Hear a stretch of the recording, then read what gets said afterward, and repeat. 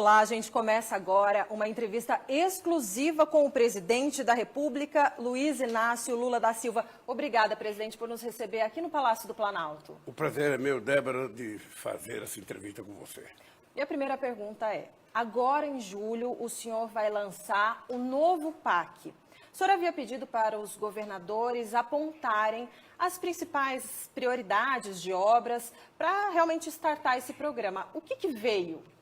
Ô, Débora, apenas uma explicação. Quando nós fizemos a transição no final do ano, coordenada pelo Alckmin, nós descobrimos que o Brasil tinha 14 mil obras paradas. Dentre essas obras, 4 mil obras eram obras de escolas.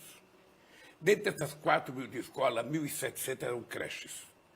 Então, nós estamos num processo, primeiro, de retomar todas as obras que estavam paradas, que estão em condições de serem retomadas, e, ao mesmo tempo, nós convidamos os governadores por duas razões. Primeiro, para restabelecer a relação entre os entes federados.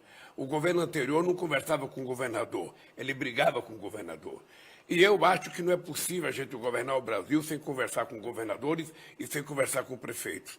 Então, o que nós fizemos no mês de janeiro? Nós convidamos os 27 governadores e pedimos para eles que nos apresentassem os projetos de obra de infraestrutura na área da saúde, na área da educação, na área da rodovia, ferrovia, aquilo que ele entendia que fosse principal para o seu Estado, para que a gente construísse um programa de desenvolvimento e, com isso, a gente construir PPP, a gente atrair investimento externo direto para o Brasil e a gente discutir tanto o dinheiro do orçamento quanto o financiamento via bancos públicos. Isso está pronto. Nós pretendemos lançar agora, na segunda quinzena de julho, esse PAC. E junto com ele vamos lançar o Minha Casa Minha Vida número 2, que serão mais 2 milhões de casas novas entregue ao povo trabalhador e mais 186 mil casas que estavam paradas, que a gente vai voltar a construir essas casas. Já entregamos 10 mil e nós vamos entregar todas elas, porque todas que tiverem condições a gente vai entregar. Você sabe que o PAC que nós lançamos em fevereiro de 2007, ele foi o maior programa de infraestrutura que esse país conheceu. E nós agora vamos fazer outra vez um grande programa de infraestrutura para ver se a gente tira o atraso do Brasil, sabe, na questão do transitar da nossa riqueza, dos nossos produtos agrícolas, da nossa indústria, e fazer com que o custo do Brasil diminui e facilite com que as pessoas possam ganhar um pouco mais, chegando mais rápido os nossos produtos nos países de origem. Esse PAC, eu acho que será uma coisa extremamente importante, porque com ele nós vamos, inclusive, colocar a questão da transição energética. Nós queremos fazer um grande programa de investimento em eólica, em biomassa, em solar, em hidrelétrica e, mais ainda, no hidrogênio verde, que é uma coisa que está ficando na moda agora, e nós estamos construindo parceria com vários países do mundo na produção de hidrogênio verde. Então, o PAC é isso. O PAC é o seguinte, o PAC é dizer, o Brasil está de volta, o crescimento econômico está de volta, o salário está de volta e a melhoria da qualidade de vida do povo está de volta. É isso. Já sabe quanto de dinheiro disponível, pelo menos para esses próximos 4 anos, enfim, para esse ano, para o ano que vem, vai ter para o PAC agora? Não, ainda, como o programa não foi me apresentado totalmente, ainda não tenho os números. Mas serão bilhões e bilhões de reais. Débora, você tem noção do que está acontecendo no Brasil? Durante 4 anos, o governo anterior investiu em obra de infraestrutura 21 bilhões em 4 anos. Só este ano, nós vamos investir 23 bilhões de reais. Ou seja, em 6 meses, nós fizemos mais investimento do que fizeram todo o ano passado. E o que isso faz acontecer? Na medida que o dinheiro começa a circular, na medida que o dinheiro começa a rodar na mão das pessoas, a gente começa a perceber que a economia vai crescendo. As pessoas vão ficando mais felizes, as pessoas vão tendo emprego, as pessoas vão tendo salário. E é esse Brasil que eu quero entregar em 2027 para o povo brasileiro. Um país mais desenvolvido. Você está lembrado que quando eu deixei em 2010, o Brasil crescia 7,5% ao ano. Então, nós vamos fazer esse país voltar a crescer. Sua meta é 7,5% ao ano nos próximos 4 anos? Veja, o que eu prometo é o seguinte, é que nós vamos estabelecer uma parceria com o governo dos estados, com os prefeitos, com a iniciativa privada, porque nós queremos construir muitas PPPs, e, ao mesmo tempo, nós vamos colocar nossos ministros para viajar no mundo e apresentar um pacote de projetos. Os Emirados Árabes querem fazer investimento no Brasil, eles vão conhecer o projeto. A Arábia Saudita quer investir no Brasil, vão conhecer o projeto. A China quer investir no Brasil, vão conhecer os nossos projetos. Aliás, você está vendo que a indústria automobilística, aos poucos, ela está sendo retomada e estão vendendo mais carro. A Volkswagen, que estava fechando, anunciou novos investimentos no Brasil. Uma empresa chinesa anunciou terça-feira a construção de carros elétricos em Salvador. E mais importante ainda é que nós estamos percebendo que o BNDES, que antes não tinha gente procurando, sabe, para apresentar projetos de investimento, agora nós já temos só este ano 41 bilhões de reais de procura de novos projetos, numa demonstração de que as pessoas voltaram a acreditar no Brasil. E é isso que nós precisamos, as pessoas acreditarem no Brasil, porque tem 3 palavras que eu digo sempre. Primeiro, o governo tem que ter credibilidade. Segundo, o governo tem que garantir estabilidade econômica, estabilidade política, estabilidade social e estabilidade jurídica. E terceiro, tem que ter previsibilidade para a pessoa saber o que fazer nesse país. E é isso que eu estou prometendo para você. Nós vamos garantir ao povo brasileiro de que esse país vai voltar a ser um país feliz. Um pilar importante também para o desenvolvimento do Brasil, segundo especialistas, e até seu ministro da Fazenda dizem, é a reforma tributária. Gostaria de saber se o senhor acha que esse texto que está sendo analisado pela Câmara neste momento, ele é um bom texto, presidente? Olha, certamente não é o texto perfeito que quer o Haddad. E certamente não é o texto que quer a Câmara. É o texto que vai ser possível construir, porque uma reforma tributária envolve 203 milhões de interesses. Quando todo mundo fala em reforma tributária, todo mundo fala em diminuir a carga tributária. Todo mundo fala na criação do IVA.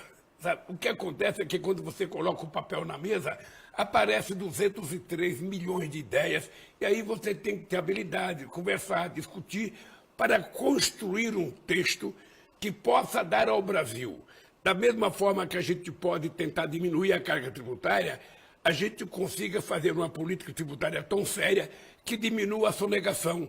Isso significa que, mesmo a pessoa pagando menos, mas muito mais gente pagando, o Estado vai arrecadar mais. É com essa ideia fixa que nós trabalhamos.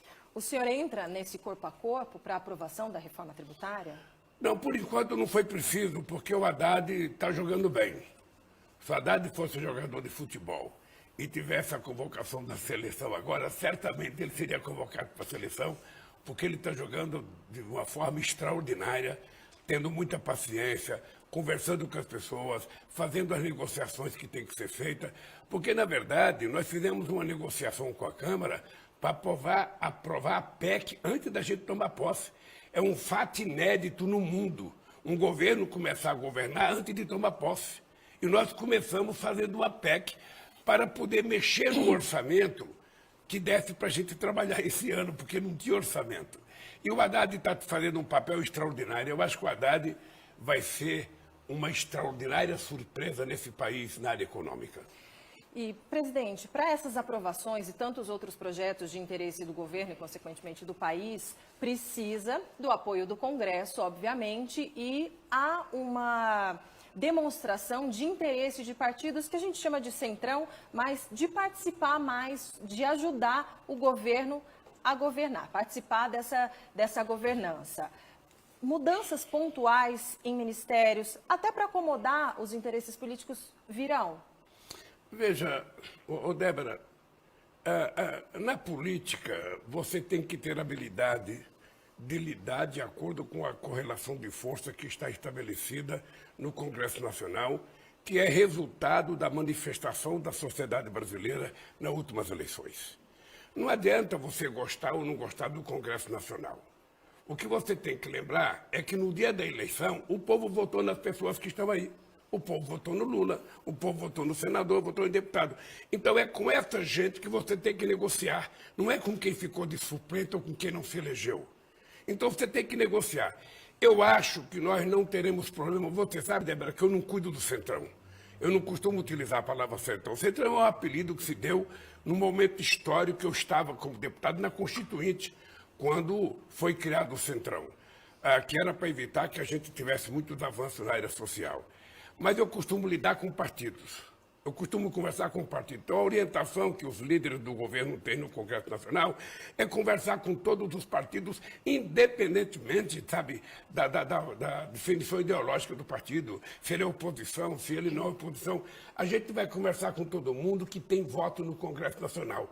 Porque para aprovar as coisas que nós queremos, nós precisamos de votos. E o PT sozinho não tem os votos. O PT e a esquerda não têm os votos. Então você conversa com quem tem voto. O Progressistas quer conversar, quer participar mais do governo e falou-se eventualmente deles participarem, por exemplo, no desenvolvimento social. O senhor acha que é uma possibilidade?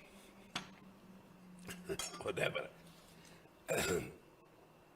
não é a pessoa que quer vir para o governo que escolhe o cargo. Quem escolhe o cargo é o governo. Se eu tiver que fazer acordo com um partido político, eu vou dizer para ele, eu tenho tal cargo, tal ministério, eu quero saber se você quer participar ou não. Porque senão você não governa. Não é o partido que é dono do ministério, é o governo que é dono do ministério. A escolha é do governo. E eu sou favorável que a gente faça os acordos necessários para garantir a governabilidade do governo. Porque você não pode, cada votação, você ter uma briga, ter uma guerra. É melhor que você estabeleça uma certa tranquilidade. Eu estou feliz porque eu estou percebendo que muita gente que era comentado há 6 meses atrás como grande oposição ao governo, como sendo coisa, as pessoas querem conversar. Porque eu não vou apresentar... Como quem, por exemplo? Ô, Débora, eu não vou apresentar nenhum projeto do meu interesse. Eu não tenho projeto do meu interesse. Os projetos que eu estou apresentando são projetos de interesse do povo brasileiro. E eu quero fazer um chamamento, e tenho conversado com o presidente da Câmara, com o presidente do Senado, com os líderes. O meu chamamento é para que todos passem para a história como o Congresso Nacional, os deputados e senadores que ajudaram a transformar esse país, que ajudaram a extirpar o ódio desse país e colocar mais sensibilidade, mais fraternidade, mais amor na mesa, porque é isso que o país está precisando e é isso que nós vamos construir. Certo. O senhor tem sido convidado para fazer muitas visitas pelo mundo, faz muitas viagens dentro do Brasil também, mas de vez em quando o senhor mesmo teve a iniciativa de comentar uma dorzinha que o senhor sente na perna. Eu queria saber se o senhor vai fazer a cirurgia? Não, veja, esse é o tipo da cirurgia que é o paciente que escolhe, não é o médico que decide. É? Eu fui orientado o seguinte, o fêmur, quando ele está desgastado, ele vai doendo, você vai se virando, você vai encontrando um jeito. Por enquanto, eu não penso em fazer cirurgia, mas eu já conversei com pessoas que fizeram cirurgia. A senadora Leila, sabe, ela mesma já fez essa cirurgia, ela é uma das que me dá conselho. Faça, porque quando você fizer, você vai ir para o céu, porque não vai doer mais, você não vai sentir mais nada. Esses dias eu fui cortar o cabelo e conversei com um jovem que corta o meu cabelo, ele fez a operação, sabe, do quadril. Ele falou, presidente, eu fui para o céu, eu não conseguia mais andar e eu agora posso até correr e fazer ginástica. E por que o senhor está resistindo? Por enquanto eu não estou nessa fase, sabe, por enquanto eu ainda tenho que andar. Eu ainda tenho, Débora, que eu vou, no próximo dia 15 eu tenho que ir para Bruxelas, porque vai ter a reunião da União Europeia com a CELAC, depois eu tenho que ir para a África do Sul na reunião dos BRICS em setembro, depois eu tenho que ir para a Índia na reunião do G20, sabe? Então, e depois eu ainda tenho que ir em fevereiro ou janeiro na reunião da União Africana.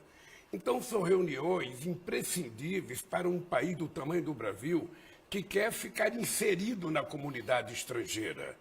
O Brasil é um país extraordinário porque a gente não tem contencioso com nenhum país do mundo. Todo mundo gosta do Brasil. Todo mundo quer ficar bem com o Brasil. E eu tenho que aproveitar a relação de amizade que eu fiz nos 2 primeiros governos, a respeitabilidade que nós conquistamos nos outros governos, sobretudo agora na questão da discussão sobre a questão do clima. O Brasil tem muita credibilidade. Quando eu vou numa reunião, Débora, eu faço o seguinte, olha, o Brasil, energia elétrica, 87% da energia elétrica brasileira é limpa. O restante do mundo é só 27%. do combustível como um todo, mais energia elétrica, o Brasil tem 50% de energia renovável, o mundo inteiro só tem 15%. Então, o Brasil tem a autoridade moral de, nessas reuniões, mostrar que o Brasil, em se tratando da questão do clima, o Brasil vai longe. Nós temos uma reunião em agosto com todos os países da América do Sul, em Belém, para discutir a questão da preservação da nossa floresta. Nós vamos trazer a Indonésia para participar, vamos trazer os 2 Congos para participar, que são os países que têm a maior quantidade de florestas em pé. E o que é que nós queremos discutir? Nós queremos chegar nos Emirados Árabes, na COP28, com um projeto único dos países que têm floresta para dizer ao mundo: nós temos o que preservar. Agora, para preservar isso, é preciso que vocês contribuam, porque nas nossas florestas moram 50 milhões de pessoas, e essas pessoas comem, essas pessoas querem trabalhar, essas pessoas querem ter acesso a bens materiais, e nós precisamos garantir que eles sejam tratados com muita dignidade. Daí, o mundo rico tem que cumprir aquilo que promete. Desde 2009, que o mundo rico prometeu 100 bilhões de dólares por ano, e até hoje não cumpriu. E o senhor está cobrando, né? Cada reunião o senhor cobra mesmo. Eu estou cobrando porque senão as coisas não funcionam. Primeiro, nenhum país rico cumpre aquilo que acerta. O protocolo de Quioto não foi cumprido por ninguém. O Acordo de Paris não foi cumprido por ninguém. Então, eu, inclusive, estou defendendo uma governança mundial, que pode ser a ONU, com mais representatividade, que ao tomar uma decisão sobre a questão do clima, seja obrigatório os países colocar em prática. Porque se depender da discussão interna do Congresso Nacional, a gente muitas vezes não consegue aprovar. Entendi. Então, com esse tanto de viagens agendadas, acho que ficar umas 2, 3 semanas de molho atrapalha um pouco essa rotina, né, presidente?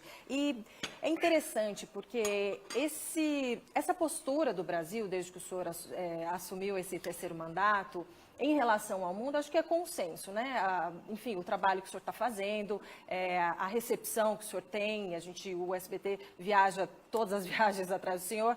Mas o senhor sabe que tem um assunto que acabou, nos últimos anos, aí, entrando em mesa de bar, almoço, de família, até que ninguém falava de política externa, que é negócio de Venezuela. Queria saber o seguinte: o senhor falou e deu uma confusão danada, que o senhor falou, a democracia às vezes é relativa. O que o senhor quis dizer com isso? É porque a democracia é uma em cada país, ou seja, a democracia no mundo, veja, por que o Assange está preso?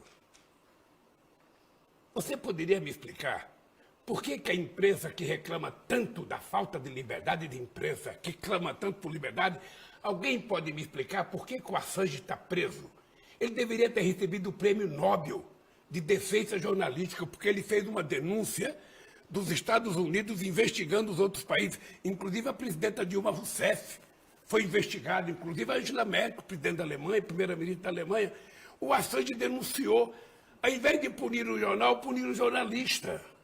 Ou seja, então o que eu acho? Cada um de nós compreende a democracia do jeito que a gente quer ver. Aqui no Brasil eu vejo a democracia de um jeito.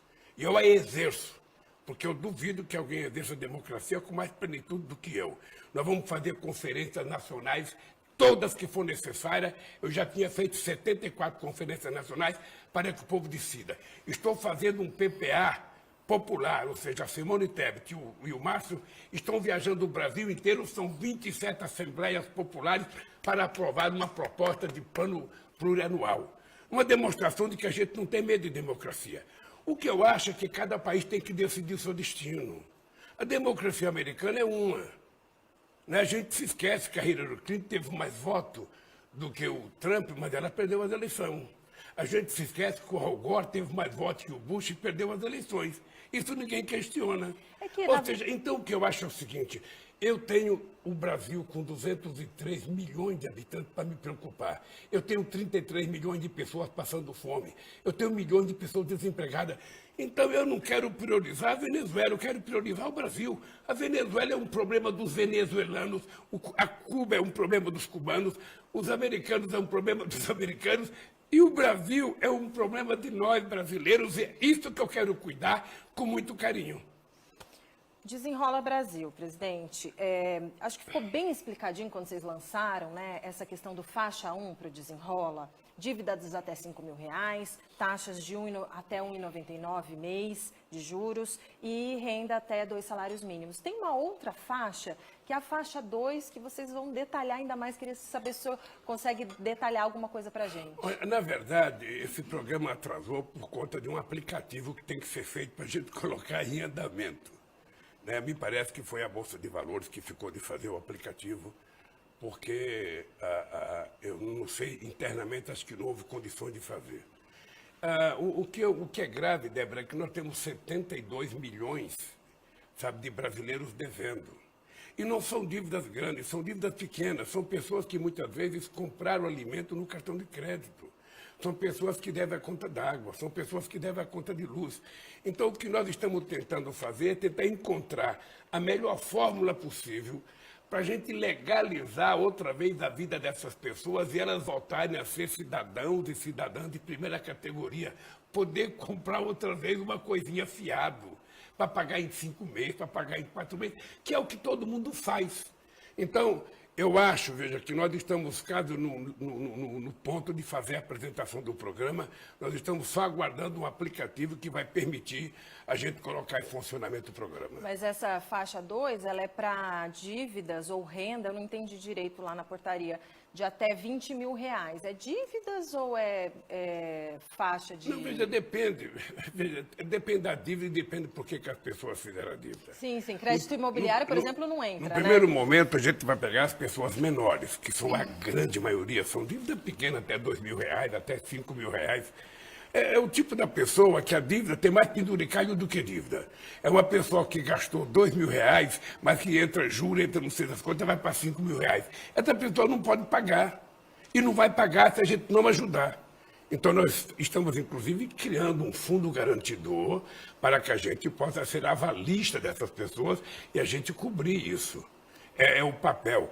Eu acho que a gente ainda vai ter que discutir um pouco mais, mas eu tenho fé em Deus que a gente possa apresentar isso no mais tardar, no mês de setembro, para a gente poder, sabe, apaziguar a mente do povo brasileiro que está devendo. O senhor lançou agora recentemente o Plano Safra, o empresarial, que é mais voltado ao agronegócio, e também o outro Plano Safra, no outro dia, para a agricultura familiar, para os pequenos produtores. O senhor acha que depois, com essas condições especiais de juros, os tipos de financiamento também, a postura do agronegócio melhorou em relação ao senhor? Eu não me preocupo com isso, Débora. Sinceramente, eu não me preocupo. O agronegócio nunca votou em mim. Nunca votou em 2002, nunca votou em 2006, nunca votou em 2010. Eu não estou preocupado com isso.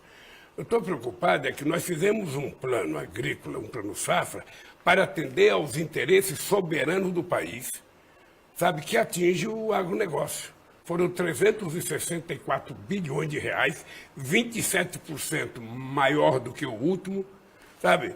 E eu nunca vou perguntar se o cara votou em mim, se o cara vai gostar de mim ou não vai gostar. O Plano Safra está aí para atender a agricultura brasileira. Da mesma forma, nós fizemos um plano de 71 bilhões para a pequena e média agricultura e agricultura familiar, que estão responsáveis pela produção de parte dos alimentos que vai na mesa nossa, na sua, na minha e na mesa do agronegócio. Um cidadão que tem 20 mil alqueires de soja, ele não cria uma galinha caipira para ele comer, ele vai ter que comprar de um pequeno. Ele não cria um porquinho, ele vai comprar do pequeno.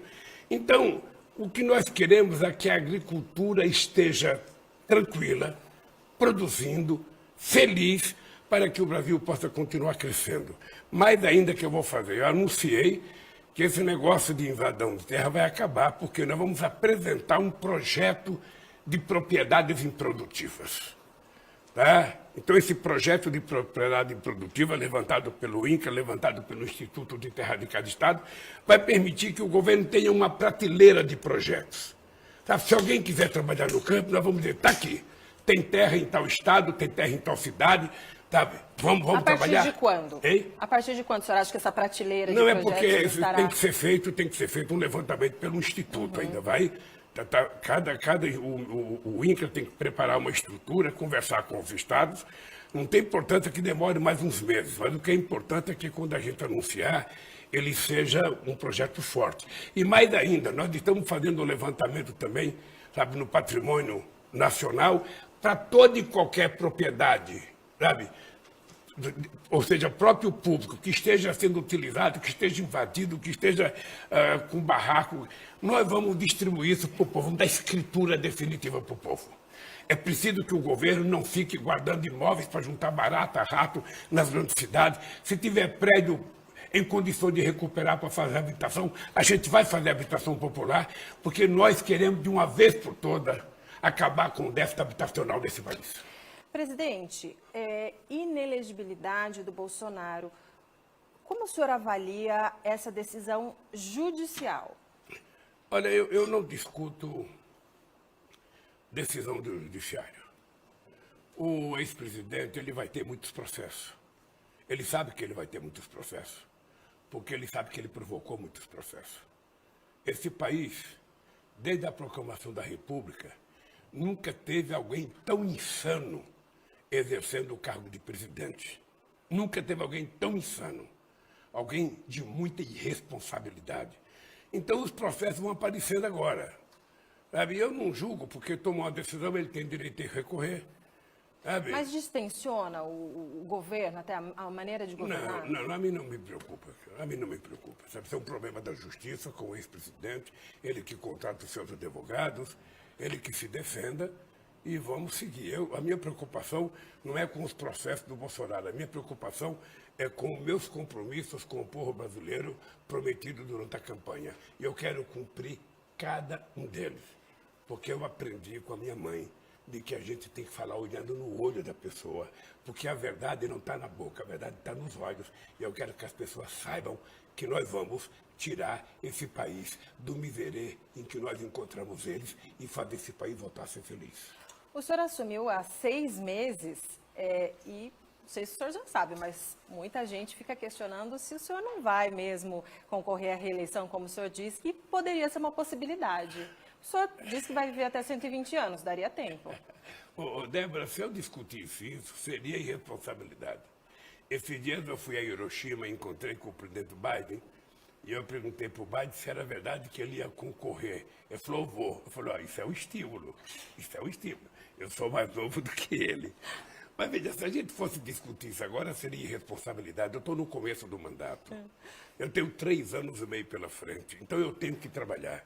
A única coisa que eu posso prometer ao povo brasileiro, Débora, é que eu tenho muita vontade, muita disposição, muita saúde, e eu quero dedicar toda essa vontade minha para a gente reconstruir esse país. Fazer as pessoas voltarem a sorrir na rua, fazer as famílias voltarem a se cumprimentarem, fazer as famílias voltarem a se reunir em época de Natal. Ninguém precisa brigar por causa de candidato, ninguém precisa brigar por causa de partido, ninguém precisa brigar por causa de futebol, ninguém precisa brigar por causa de religião. A gente tem que simbolizar um humanismo fraterno. A gente tem que aprender a gostar das pessoas como elas são e não querer que as pessoas sejam aquilo que a gente quer que elas sejam. Se a gente tiver abertura suficiente para compreender o mundo do outro e tentar conviver com isso, o Brasil vai ficar em paz. É porque quando o senhor diz, olha, não vou ser candidato, a fila automaticamente já se forma. Não, deixa, aí é até um conselho. Quem acha que pode ser candidato com muita antecedência, termina não sendo candidato. As pessoas que trabalham comigo sabem o seguinte, todo mundo que tem acima de 35 anos no Brasil pode ser candidato a presidente da República, todo mundo pode ser. Agora, as pessoas têm que saber o seguinte, se der um passo além das pernas, sabe? Se der um passo fora de hora, as pessoas que queriam ser candidato a presidente, às vezes não serão candidato a nada. Então é importante que a gente tenha muita paciência, muito cuidado. Eu não vou permitir que ministro meu faça política antes de tempo. Fazer política depois que chegar março ou abril de 2026, que ele tiver a convenção partidária, que ele quiser ser candidato e se afastar do governo, ele pode ser candidato, todo mundo pode ser candidato. Agora, o dado concreto é que eu trabalho muito para que o governo tenha um candidato. Por que eu trabalho para o governo ter um candidato? Porque eu acho que um presidente da República que tem um mínimo de competência, ele não perde a eleição, se ele tiver no mandato. O outro cidadão que foi presidente, ele gastou entre desoneração, entre um monte de coisa que ele fez, o equivalente a quase 60 bilhões de dólares. Ele jogou dinheiro pelo ralo. Ele jogou dinheiro, ele distribuiu dinheiro para motorista de táxi, para motorista de caminhão, para quem não tinha direito. Sabe? Ele fez a farra do boi, crédito para quem não pode pagar. Então, nós não vamos fazer isso. O nosso símbolo é seriedade. É seriedade. Nós queremos fazer com que esse país reconquiste a credibilidade internacional, a credibilidade nacional. E na hora que as coisas estiverem andando bem, como eu acho que já começaram a andar, a inflação está caindo, o preço do alimento está caindo, a carne está caindo, a picanha daqui a pouco já vai ter, sabe, na mesa do trabalhador, sabe, a verdura está caindo, as coisas estão acontecendo aos poucos e a gente não precisa ter pressa, sabe? A democracia e a governança é como uma planta. Você plantou, ela tem o tempo de crescer, você tem que irrigar, para ela poder crescer forte. Esse é o meu papel nesse instante. É fazer o Brasil voltar a ficar forte. É fazer o Brasil gerar emprego. É fazer o Brasil pagar salário. É fazer o Brasil respeitar a dignidade do ser humano. Presidente, eu preciso encerrar, que foi o combinado com a sua assessoria, mas eu não posso sair sem te perguntar o que o senhor achou do Diniz na seleção. Olha, você sabe que eu sou fã do Diniz. Gosta desse futebol diferente? Sabe o que eu gosto? Eu gosto da criatividade do Diniz. Eu gosto da personalidade do Diniz. Sabe, eu acho que é uma chance boa e eu acho que ele vai aproveitar bem. O problema não é o Diniz, o problema é que a gente não tem hoje a qualidade dos jogadores que a gente já teve em outras épocas. Nós estamos numa entre-safra não muito boa, né? A molecada sai do Brasil com 16 anos, 17 anos, 18 anos e só volta com 36, 37, 38. Ou seja, nós apresentamos um trabalhador no ápice e o contratamos aposentado. Eu não sei se o Diniz vai conseguir montar uma boa seleção. Ele tem personalidade, ele tem criatividade e ele tem comando do vestiário. Em futebol, o técnico tem que comandar o vestiário, porque é no vestiário que acontecem as brigas, as discussões, as desavenças. Eu acho que o Diniz terá competência para isso. E o Ancelotti depois treinando a seleção para a Copa? Olha, eu gosto do Ancelotti, mas é o seguinte, ele nunca foi técnico da Itália. Eu acho que se ele fosse resolver o problema do Brasil, por que não resolve o problema da Itália, que não foi nem disputar a última Copa do Mundo? É muito fácil. O Real Madrid não é seleção. É que é muito fácil de dirigir um time na Europa com 11 jogadores de seleção. Duro é chegar aqui e pegar o Corinthians e dirigir o Corinthians. Eu quero ver se o Lancelotti dá de um jeito no Corinthians aqui hoje. Meu Corinthians está muito sofrido. O Luan devia rescindir? O Luan devia rescindir? Acho que faz tempo que esse moleque parou de jogar bola. Ele não quer jogar. Ele deixou de ser profissional. O Corinthians não pode continuar pagando 900 mil reais para ele, ou até mais do que isso, para ele, sabe? Eu acho que era melhor que ele tomasse uma decisão na vida dele e saísse, e fosse procurar outro caminho. Presidente, muito obrigada por essa entrevista e espero o senhor numa próxima oportunidade. Obrigado, Débora, e até outra oportunidade. E obrigada a você. Até mais.